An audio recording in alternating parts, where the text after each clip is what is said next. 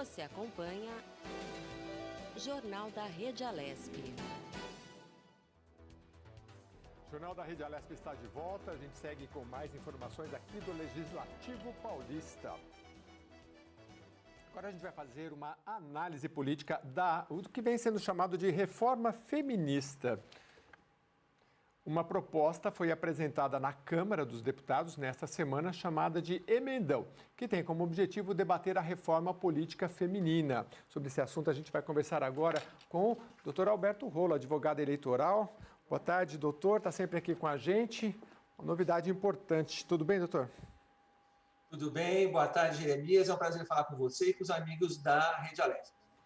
O que abrange essa reforma política aí, que é uma PEC, né? Uma proposta de emenda constitucional?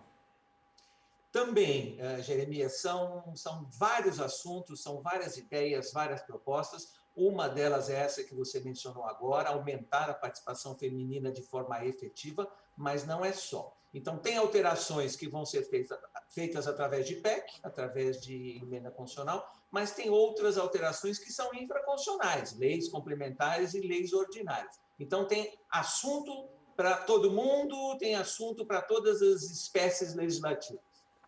Então, vamos destacar as principais, doutor, por favor.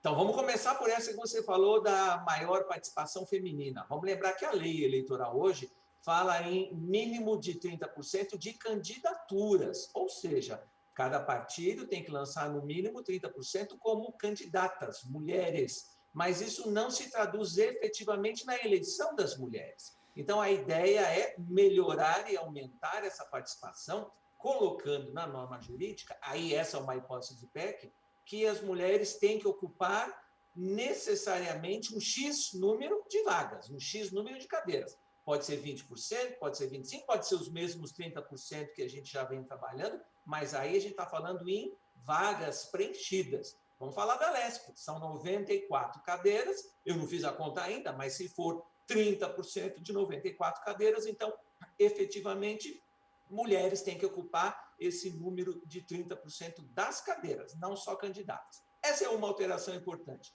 Outra alteração importante que a gente vem ouvindo, né? Aliás, isso é um assunto que o pessoal lá no Congresso já fala faz bastante tempo, que é mudar o modelo de votação do sistema eleitoral, né, para o sistema distritão, ou seja, na eleição proporcional, né? Ou seja, também, vamos pegar o exemplo da Alesp, dividir o estado de São Paulo ou em 94 distritos, não é? Porque são 94 cadeiras, e aí em cada um desses 94 distritos vai ser eleito um deputado estadual. E aí no distrito a eleição é como se fosse majoritária. Um candidato de cada partido, quem fizer mais voto ganha. Então aí a gente não fala mais em eleição proporcional, como é até hoje. É uma ideia que está sendo discutida. Não é a primeira vez, não foi aprovada até agora, mas me parece que agora tem mais força.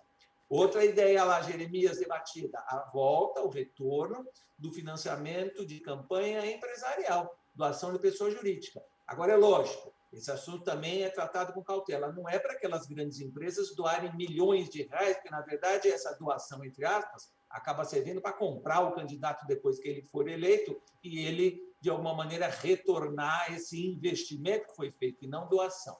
Então, todo cuidado. A ideia é impor limites. Que seja, cada empresa pode doar 10 mil reais, 20 mil reais, 50 mil reais, mas o mesmo limite para todo mundo, e um limite baixo e um limite pequeno. E aí, em contrapartida, só para os nossos telespectadores, internautas não ficarem assustados, acabar com os fundos com dinheiro público, né? Então, a gente não vai ter mais o fundo partidário e o fundo para a campanha eleitoral, que é alimentado por dinheiro público. Vamos deixar o dinheiro público para construir escolas, hospitais, estradas, e aí quem quiser contribuir com o seu candidato, vai lá, contribui pessoa física, isso continua hoje, mas também voltar às doações de pessoas jurídicas também. E várias ideias, eu acho que essas são as principais, Jeremias. Uhum. Doutor, em relação aos partidos, a mais significativa mudança seria em relação aos fundos ou tem outras alterações? Não, tem uma ideia de criar uma federação de partidos. Né? Ao invés de coligação, hoje a gente ouve falar em coligações, né? Coligações que existem para as eleições majoritárias, proporcional não tem mais. Mas então criar, para substituir essas coligações, uma federação de partidos. O que significa isso? Vários partidos vão se unir e formar uma federação. Essa federação tem a obrigação, vai ter aí a obrigação legal, de permanecer durante toda a legislatura. Então, vamos pegar 3 partidos, partido A, B e C, aí da Assembleia. Se esses partidos fizerem uma federação, durante os 4 anos da legislatura, eles têm que permanecer unidos, juntos. Todas as ações vão ter que ser desenvolvidas em conjunto. E não como é hoje, né, que a coligação serve só para a eleição e depois da eleição não tem mais coligação, e aí os partidos que ajudaram, às vezes, a eleger um grupo de candidatos acabam brigando em plenário, acabam destoando, né, divergindo em plenário. Então, também essa é outra ideia que vai, de alguma maneira, influir na existência dos partidos. E aí, isso também tem relação direta com a famosa cláusula de desempenho. O pessoal fala cláusula de barreira, né? Mas aí tem gente que fala, é um nome feio, né? Cláusula de barreira que significa impedir o partido funcionar. Não, cláusula de desempenho é a mesma coisa. Significa que o partido tem que atingir um número mínimo de votos para ele ter acesso ao tempo de rádio e televisão, horário eleitoral gratuito, e também ao dinheiro desses fundos que a gente fala, fundos partidários e fundo eleitoral para campanha eleitoral com dinheiro público. Também é outra ideia que está sendo discutida lá, que pode, de alguma maneira, atingir o funcionamento dos partidos a partir da aprovação, né? O senhor falou em coligação que para majoritária, por exemplo, para prefeito, presidente, ainda vale, mas para proporcional, como a de deputados, não vale mais. Mas no caso de passar essa federação, aí valeria para proporcional também, o caso dos deputados? Sim, Genis, a ideia é essa. A ideia é substituir a coligação por essa federação, e aí sim, vai valer também para as eleições proporcionais, só que aí não vai valer só no dia da eleição, né? Aí vai valer durante a legislatura inteira. Mas como é que na prática se traduz na legislatura inteira? Porque numa votação, por exemplo, você não necessariamente precisa que quem está coligado vote igualmente, se ele está não coligado, mas, por exemplo, federado. Você acha que isso pode se traduzir no dia a dia, durante toda a legislatura, uma mudança efetiva? A ideia é essa, Jeremias. É lógico que hoje cada deputado vota de acordo com a sua consciência, mas vamos lembrar que tem as orientações dos partidos, né? O líder partidário indica a votação, o partido fecha a questão, então tudo isso tem previsão expressa na norma, na lei e no regimento interno da Assembleia. Então, aí a ideia é você, de alguma maneira, obrigar que esses partidos permaneçam juntos e trabalhando juntos, né? Pela legislatura inteira. Não significa que um deputado não pode votar contra uma determinada proposta, um determinado projeto em plenário, não é isso. Mas aí ele vai ter que se justificar. Isso, de alguma maneira, facilita a governabilidade. Porque aí o governador vai ter que fazer as alianças políticas com essas federações. Não vai ter que trabalhar cada partido, né? Vai fazer com essas federações. E quem quiser destoar do voto interno, né, nessas federações, também depois vai ter que se explicar. Doutor Alberto Roula, advogado eleitoral, sempre participando aqui com a gente, vai voltar em outras vezes, com certeza, e com programas também, falando da reforma política. Por enquanto, a gente agradece muito a sua participação, doutor. Eu que agradeço, Jeremias, estou sempre à disposição do pessoal da Rede Alex. Muito obrigado. Isso é um assunto recorrente que é de extrema importância e que vai afetar, com certeza, a vida de todos nós. E olha só, a Comissão de Defesa dos Direitos do Consumidor se reuniu em ambiente virtual para a segunda sessão extraordinária. Na reunião foram deliberados 10 itens. Vamos acompanhar. O projeto 277 de 2016, de autoria do deputado Wellington Moura, do Republicanos, que estabelece uma nova fonte de custeio para o Sistema Regional de Saúde, foi uma das propostas debatidas pelos parlamentares. Eu estou conversando aqui com o meu jurídico da equipe, e a respeito desse projeto, a minha dúvida é o seguinte, que eu divido aqui com vocês e compartilho com vocês. Esse projeto, ele prevê que todas as condenações judiciais por danos ao consumidor seja acrescido uma porcentagem de 30% a 50% a ser destinado para a Secretaria de Saúde, com a finalidade de coibir o fornecedor de reiterar a conduta. Então, ele está criando uma nova forma de custeio para a área da saúde. Qual que é a nossa dúvida aqui, que eu compartilho com vocês? Eu quero saber o que vocês pensam a respeito disso. Se isso não pode desvirtuar um pouco a finalidade das indenizações nas ações de condenações, né, com o fito de destinar recursos para a saúde. Então, sabendo que existe essa lei, isso pode acabar influenciando, estimulando condenações assim para que sejam destinados valores para a área da saúde. Os deputados Jorge do Carmo, do PT, e Ricardo Melão, do Novo, pediram vistas do projeto para analisar melhor se a proposta não poderá estimular a judicialização ou decisões judiciais. Eu gostaria de pedir vistas para que eu pudesse estudar melhor esse projeto e até conversar com o autor dele, para depois em si eu me posicionar a favor ou contrário. É para registrar o meu posicionamento, presidente, ele é muito semelhante ao da Letícia, até por uma questão de eficiência, não vou ser mais repetitivo, mas tenho a mesma preocupação que a dele. E uma coisa nesse sentido se seria uma multa a mais a ser cobrada. Eu acho que o empreendedor, claro, o empreendedor que presta um serviço ruim, né, ele já é punido, ele deve indenizar, né, deve aí fazer todo o reparo necessário para o consumidor, mas se criando uma multa a mais, é mais um fator de risco que ele vai colocar no preço. Eu entendo as boas intenções do deputado Wellington Moura, mas tendo mais um fator de risco, isso vai se refletir num produto mais caro que vai ficar mais inacessível para as pessoas poderem consumi-lo. O presidente da comissão, deputado Jorge Wilson, o xerife do consumidor do Republicanos, esclareceu que as multas geradas pelo Código de Defesa do Consumidor já são destinadas a órgãos públicos. O que o projeto versa é sobre a destinação dessas multas para a área de saúde. O projeto em si, ele fala sobre, em caso de descumprimento do Código de Proteção e Defesa do Consumidor, hoje o Ministério Público já chama empresas para um termo de ajustamento de conduta. E quando existe qualquer penalidade, no sentido de se pagar uma multa, essa multa é paga pela empresa infratora, esse valor é investido em órgãos, em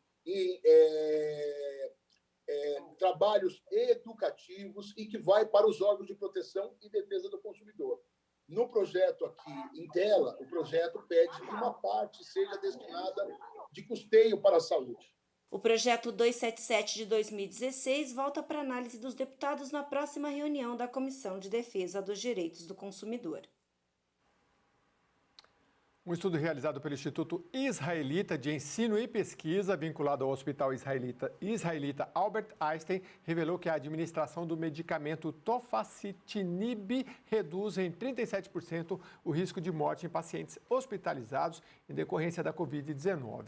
A pesquisa, que foi realizada pelo Einstein em parceria com a Pfizer, que produz o tofacitinib, foi feita em um grupo de 289 pacientes adultos internados em 15 centros de tratamento espalhados pelo Brasil. Os resultados mostram uma menor incidência de óbitos ou falência respiratória por causa do Covid-19 entre pacientes que receberam o fármaco, 18,1% em comparação aos que receberam o placebo, 29%.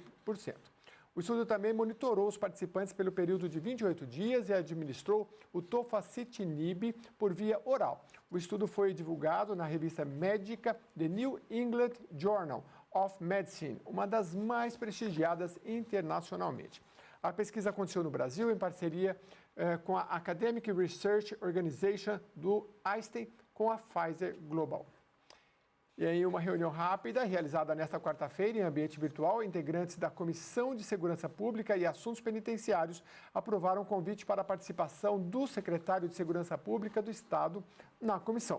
Ficou aprovada também a vinda de um representante da CET, a Companhia de Engenharia de Tráfego. A repórter Carolina Franca traz os detalhes. O requerimento que faz o convite ao representante da CET, Jair de Souza Dias, é de autoria do deputado Major Meca, do PSL. O parlamentar pede esclarecimentos sobre a regulamentação da Zona Azul na Zona Leste. A aprovação aconteceu em reunião realizada em ambiente virtual e presidida pelo deputado delegado Olim, do Progressistas. Em votação, os senhores deputados que estiverem de acordo, permaneçam como se encontram. Aprovado, então, o convite aí, trazer o senhor presidente da Companhia de Engenharia de Tráfego, o senhor Jair de Souza, a prestar esclarecimentos aqui na nossa Comissão de Segurança Pública. O presidente do grupo de trabalho também expressou a intenção de convidar para uma reunião o secretário estadual de Segurança Pública, João Camilo Pires de Campos, e o secretário estadual de Administração Penitenciária, Nivaldo Restivo. O item 22 é o que foi pedido vistas, então já fica acertado que nós traremos o secretário de Segurança Pública e o secretário de Assuntos Penitenciários. Dos 22 itens presentes na pauta, 6 tiveram pedido de vista. A solicitação é feita para que o parlamentar possa examinar melhor a matéria, adiando, portanto, sua votação. Pela ordem, senhor presidente. Pela ordem, deputado Maurício. Peço vista dos itens 1, 2, 8 e 20. 1, 2, 8, 18 e 20. Moção do deputado Gil Diniz. Ok. A esta comissão da Assembleia Legislativa de São Paulo compete analisar projetos e assuntos de segurança pública, aspectos operacionais da Polícia Civil, militar e científica e assuntos relativos ao sistema penitenciário do Estado. O deputado Murilo Félix do Podemos protocolou uma indicação ao governo do Estado de São Paulo para a liberação de recursos para aquisição de capacetes helmets, que auxilia pacientes com Covid-19. Esses capacetes são dispositivos de ventilação mecânica contínua e não invasiva, feitos de material transparente e macio que cobrem as cabeças de pacientes vítimas da Covid-19. Eles funcionam como umas bolhas, sendo fixados ao pescoço por meio de uma base que impede a passagem do ar, com exceção de oxigênio e ar comprimido. O equipamento proporciona uma pressão positiva para auxiliar o paciente que apresenta problemas de oxigenação. O parlamentar disse que esses equipamentos têm sido utilizados em diversos hospitais públicos do país para evitar ao máximo a intubação no tratamento da Covid-19. Agora a gente vai de entrevista. Vamos falar sobre o mês de junho, mês da conscientização para o câncer de rim. Segundo os dados mais recentes do Instituto Nacional de Câncer, o INCA, a incidência de câncer renal no Brasil é de 7 a 10 casos para cada 100 mil habitantes. Ainda assim, é possível reduzir os riscos de desenvolver a doença através da atividade física frequente. Sobre esse assunto, a gente conversa agora com o médico Daher Chad. Ele é urologista do Departamento de Cirurgia Oncológica da Beneficência Portuguesa de São Paulo e integrante do Comitê Científico do Instituto Vencer o Câncer. Boa tarde, doutor. Seja bem-vindo. Obrigado, boa tarde. Doutor, o câncer de rim, queria que o senhor inicialmente explicasse o que exatamente ele, quando é que ele ocorre, né? Se ele é comum entre os brasileiros, por favor. Bom, o câncer de rim é um câncer relativamente comum na área urológica, o terceiro câncer mais comum que nós lidamos depois de câncer de próstata e câncer de bexiga. Mas qual o valor dele, principalmente em divulgação de alertas? É principalmente por ser um tumor silencioso. Nós sabemos do câncer de próstata a importância de fazer exames de check-up, mas muitas vezes eles causam sintomas urinários. E o câncer de rim é um câncer silencioso que só demonstra sua presença, só traz algum sintoma para o paciente quando ele está numa fase avançada, numa fase incurável. Então, nós não podemos aguardar os sintomas do câncer de rim, que são principalmente sangramento na urina e dor lombar, para que cause um alerta para os pacientes. E isso gera necessidade de exames precoces.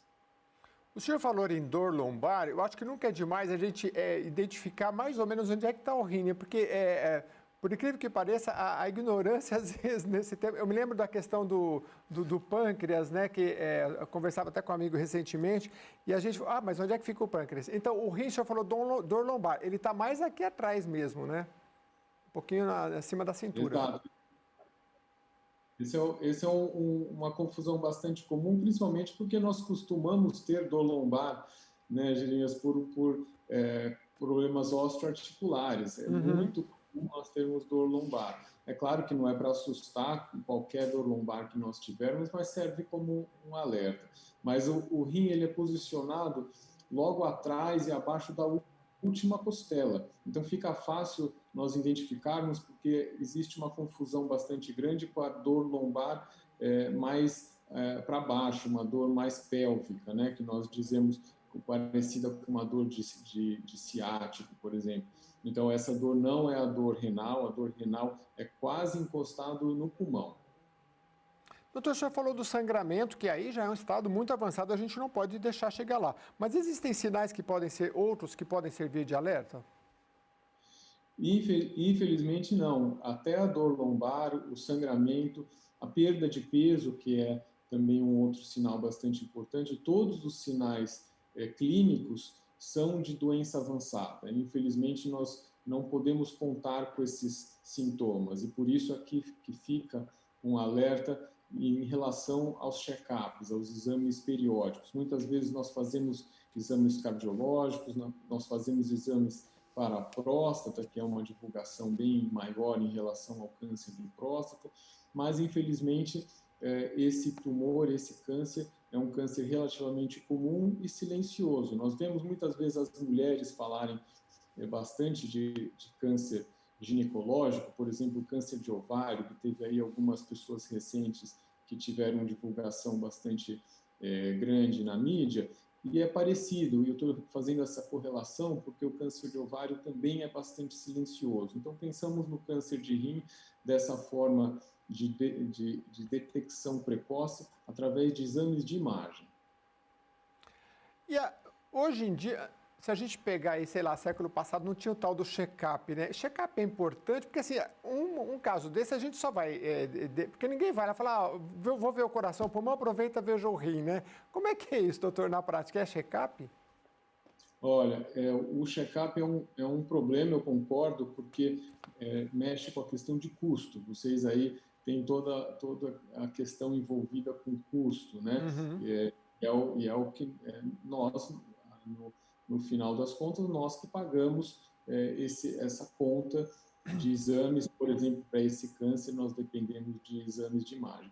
Mas o importante, ou a mensagem, é que a detecção precoce vai economizar e não vai gerar um custo maior, porque o custo do câncer avançado é altíssimo. Nós vemos agora essas novas drogas, as drogas para vários tipos de câncer, drogas novas, por exemplo, as discussões em relação às vacinas e patentes, por exemplo. Então, todas as drogas novas que têm eficácias mais altas, elas têm um custo muito elevado pela indústria farmacêutica. Então, o nosso papel é detecção precoce para não precisar desses tratamentos que a gente vai falar um pouco mais adiante, mas o importante é incluir nesse check-up. O check-up, é claro, os pacientes, as pessoas não têm que saber quais exames elas precisam fazer. O que elas precisam é ter a iniciativa de procurar os serviços médicos. Para você ter uma ideia, o principal exame de detecção para esse câncer é um simples exame de ultrassom. E o exame de ultrassom, muitas vezes, de novo citando as mulheres que são muito mais disciplinadas que os homens em relação ao check-up, elas fazem um ultrassom de forma rotineira da parte ginecológica. É claro que as mulheres também têm esse câncer de rim, o câncer de rim no homem é mais comum do que na mulher, mas as mulheres também têm câncer de rim. Então, um exame de imagem de eleição para a realização de triagem, quer dizer, um exame de detecção precoce, é um simples ultrassom. Sobre câncer de rim ainda, doutor, qual são as possibilidades de tratamento, se detectado? Essa divulgação toda está focada justamente na detecção precoce, Jeremias, porque a detecção precoce permite a remoção do câncer e de forma muito eficaz e com altas taxas de cura. Então, quando falamos de câncer, nós sempre pensamos em relação à possibilidade de cura, e esse câncer é um câncer que é realmente 880. Ele pode ser muito curável ou muito, infelizmente, incurável, se estiver na fase avançada, aquela fase que nós estávamos citando em relação aos sintomas. Então, se nós detectarmos precocemente, que não é difícil detectar precocemente através de exames de imagem, é realizada uma cirurgia que é muito padronizada, muito realizada no mundo todo, que é a retirada do tumor, e mais, a vantagem ainda em relação ao passado é que, na maioria das vezes, hoje em dia, nós podemos retirar o tumor sem retirar o rim todo. Era comum nós fazermos uma cirurgia de retirada do rim. Então, claro, como temos 2 rins, nós podemos viver relativamente bem com um rim só, mas hoje descobrimos que tem problemas, principalmente com a idade mais avançada, pela falta dos 2 rins. Então, as técnicas hoje cirúrgicas são muito avançadas em relação à retirada, remoção só do tumor, sem precisar retirar o rim todo e com as mesmas taxas de cura bastante elevadas. Doutor, então o câncer de rim, só retomando, ele é uma doença silenciosa, eu não sei se o senhor já comentou se é genético ou não, ou seja, se é silencioso e a gente tem que detectar com o exame, então, acho que o único caminho são check-ups, não sei se uma vez por ano, de quanto em quanto tempo, e queria também que o senhor falasse um pouco se há como algum tipo de... A gente sabe que, de uma forma geral, quando a saúde global vai bem, os órgãos também vai bem, né? Questão de exercício, tomar água, se existe alguma coisa que a gente pode fazer. Mas primeiro falar do check-up de quanto em quanto tempo, enfim, que a gente tem que fazer. Perfeito. Você tocou num ponto importante de câncer de rim, que é a questão genética. A questão genética no rim é muito importante, mas não hereditária. A gente mistura um pouco os assuntos. A questão hereditária é muito mais importante no câncer de próstata, no câncer de rim não é tão importante. O que quer dizer isso? Quer dizer que se a gente não tem um familiar próximo com câncer de rim, não quer dizer que nós não teremos esse câncer. Então, nós fazemos a prevenção de 2 formas. A prevenção primária, que é tentar evitar que o câncer surja, e essa é a questão em relação à qualidade de vida, aos hábitos de vida, principalmente evitar o sedentarismo e evitar a hipertensão, quer dizer, evitar deixar de tratar da hipertensão. E nós sabemos que o paciente que perde o funcionamento do rim, aqueles pacientes que vão para a diálise, esses pacientes têm mais chance, mais risco de ter o câncer de rim também. Então, se nós cuidarmos da nossa saúde de uma forma global, nós estaremos fazendo a prevenção primária do câncer de rim. Agora, como muitas vezes nós desenvolvemos esse câncer mesmo sem esses fatores de risco, então o check-up é fundamental de forma anual. Esse check-up anual, ele é focado em câncer de próstata, lembrando que a incidência do câncer de próstata é mais elevada, mas nós ampliamos esse check-up para outros tipos de câncer, como é o caso do câncer de rim, e é claro também, incluindo as mulheres quando fazem um check-up ginecológico, é importante incluir um exame de imagem do abdômen, que vai incluir o rim também. Doutor, a gente está aí no capítulo do câncer de rim, mas sempre que a gente ouve falar de rim, a gente lembra da pedra no rim, tomar água, né? E eu acho que em outras oportunidades eu gostaria que o senhor voltasse e falasse mais sobre esse assunto. Por enquanto, a gente vai encerrando por aqui, agradecendo muito a sua participação e este mês de junho voltado aí para a prevenção do câncer dos rins, né? Muito obrigado, doutor Daher Shad. Muito obrigado mais uma vez. Eu que agradeço. Um abraço a todos. Vamos voltar a falar sobre esse assunto que é muito importante. Assunto de saúde é sempre relevante. Olha, o Jornal da Rede Alesp fica por aqui. A gente volta amanhã no mesmo horário.